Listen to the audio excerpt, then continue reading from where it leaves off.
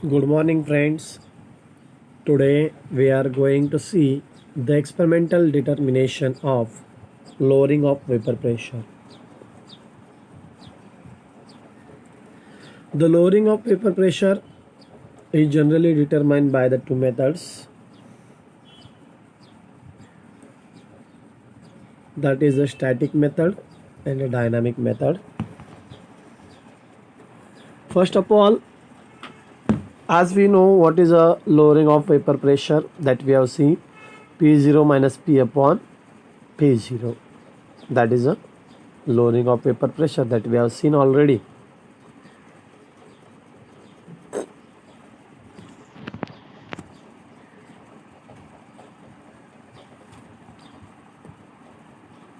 That we have seen that lowering of vapor pressure or relative lowering of vapor pressure is related with the mole fraction of the solid, that we have seen already in the Raoult's law.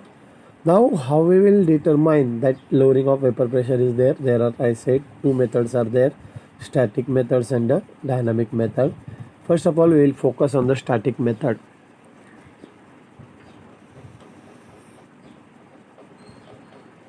You can see the apparatus used in the static method. Very simple assembly or say apparatus is used. It is called as the differential manometer.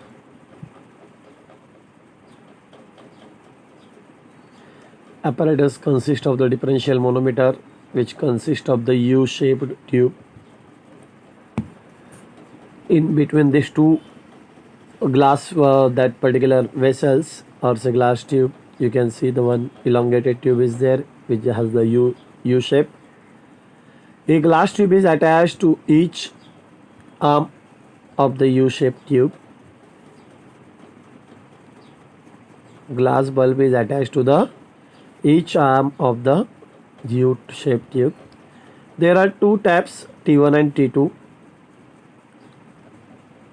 You can see here T1 and T2 is mentioned.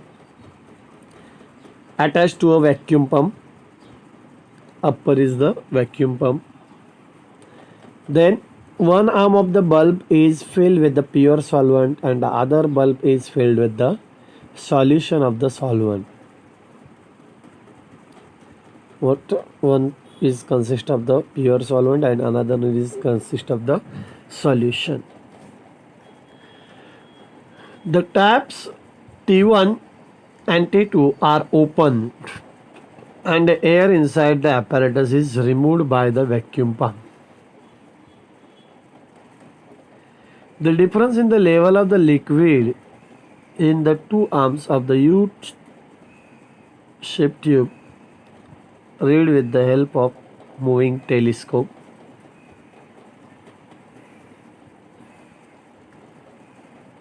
This difference corresponds to the P0 minus P, which is a lowering of vapor pressure. Generally, liquids with the low volatility and the low density is preferred. Example is given: N-butyl phthalate and beta bromonaphthalene.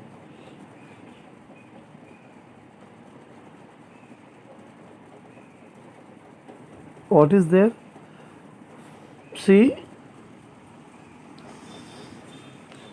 what we have seen in the static methods. The apparatus consists of the differential manometer and which consists of the U-shaped tube. U-shaped tube is there, and to the each arm of the U-shaped tube there are the two glass bulbs. Then there are two taps T1 and T2 attached to the vacuum pump. One arm of the bulb is filled with the pure solvent. Then another arm of the bulb is filled with the solution of the solvent.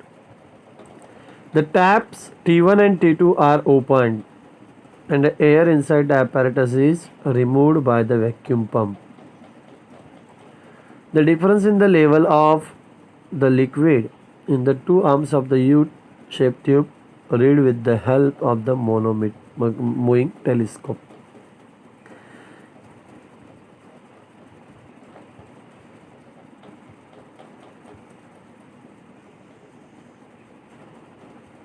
This difference corresponds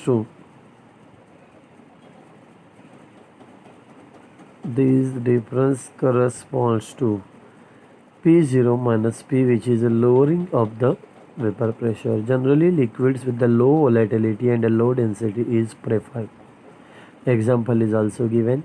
You got this point? Very simple it is. What you have to do, you have to open the tap T1 and T2. Then what will happen once you have opened this particular thing, then air, whatever the air present inside this apparatus will remove with the help of the vacuum pump, and there will be the level rise or say decrease in the that is the arm of the U tube. Okay, and their difference will be read by the telescope. You can see the height of that. Here what is the level, here what is the level, you can see, and here basically whatever the liquid will be present over here, and you can see, or whether here the level you can check. Then from that particular thing you can take the difference, and from this difference you can correlate that difference with the lowering of vapor pressure, that is a P0 minus P. P0 is nothing but the vapor pressure of the pure solvent, whereas the P is the vapor pressure of the solution, that you know very well.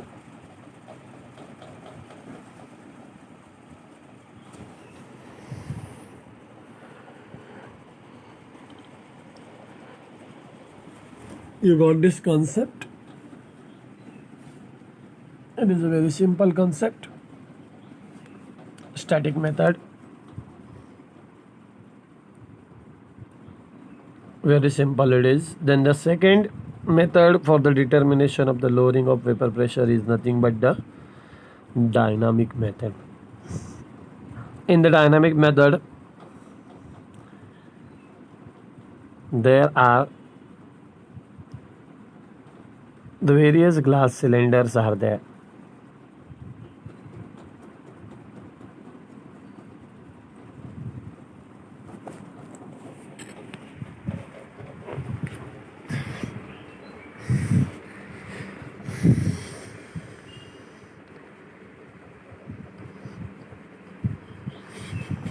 This, whatever the apparatus used in the dynamic method, is called as a Ostwald and Walker's apparatus.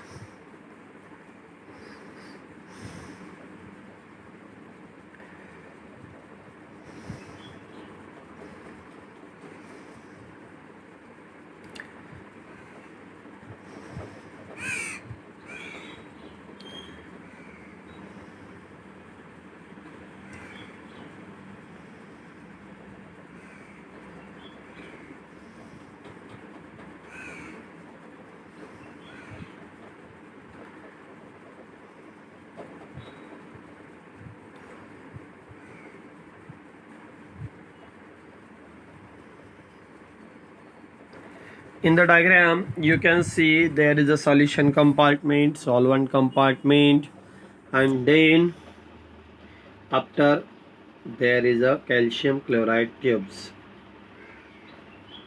There are the 3 glass cylinders of this solution, 3 glass cylinders of the solvent, and whatever the vapor pressure. See here, first of all you will get the vapor pressure for the solution, vapor pressure for the solvent, and then you are sending it to the calcium chloride. What is the role of the calcium chloride? Have you kept anything in the desiccator?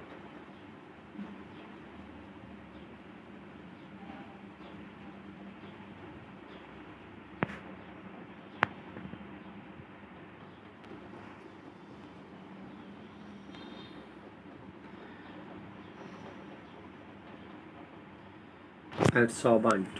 It is used as a adsorbent. Now we will see that. See what is there. First of all, the dry air is there. This is the AAA. Three glass cylinders are there. These are the glass tubes. You can see here one tube is there, another tube is in at the top, then it is inserted into solution, another compartment. Then see, you can see the height of this particular thing. Okay, then it's sent to the solvent compartment and then sent to the calcium chloride. These are the already weighed. Before performing experiment, all the glass cylinders should be weighed. A stream of dry air is passed through a series of the previously weighed glass cylinder filled with the solution. As the dry air passes through the solution, it becomes saturated with the vapor pressure of the solution. And then the cylinder are weighed again. You have to take the weight of that cylinder again. Then the loss in the mass of the solution is proportional to the vapor pressure of the solution, that is the PS.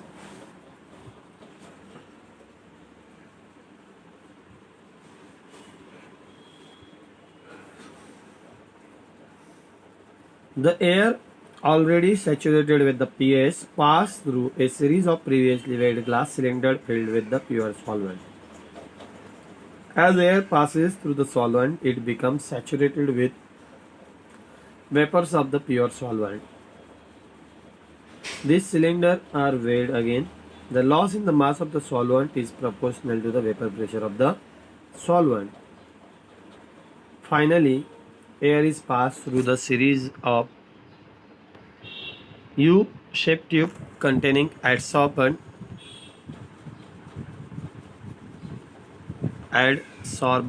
for the vapors of the pure solvent. For water as a solvent, calcium chloride is used as the adsorbent. The increase in the mass of the U-tube is determined to obtain the total loss. The loss in the mass gives the measure of the vapor pressure required to saturate the air to the vapor pressure of the P0, pure solvent. Got this point? Means here you will get the P0. And from that you can get the lowering of vapor pressure. It is very simple. Again, P0 minus P. PS or say P. Got this point? What we have did in this particular method? See, again we will focus. What is there? Three compartments of the solution is there. We have labeled it as A, or say you can call it three cylinders are there. Then another three cylinders of the solvent, pure solvents are there. That is, we have labeled it as a B, and three U-shaped tubes are there. Filled with the calcium chloride. Got this point? But before starting the experiment, what we have to do? We have to weigh all this glass cylinder and U-shaped tube. Then in the first three glass cylinders we are taking the solution. In another three glass cylinders we are taking the solvent. In the U-shaped tube you are filling it with the calcium chloride.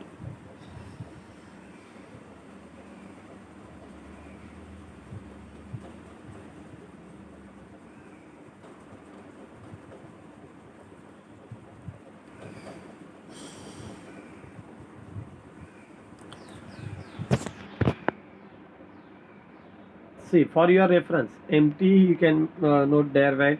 And after filling the solution and the solvent in the calcium chloride, you have to again the weigh that particular tube. For we have to take the difference. That's why we have to take the weight of this particular cylinder and the glass tubes. Then what we are doing? Then we are passing the dry air in the solution compartment, and from this solution compartment, this particular air we are passing, it will get saturated with the solution, vapor pressure of the solution. That's why it will give, and when we will take the weight and we will take the difference, initial weight and the final weight, the difference when we will take, at that time we will get the vapor pressure of the solution, PS, saturated vapor pressure of the solution.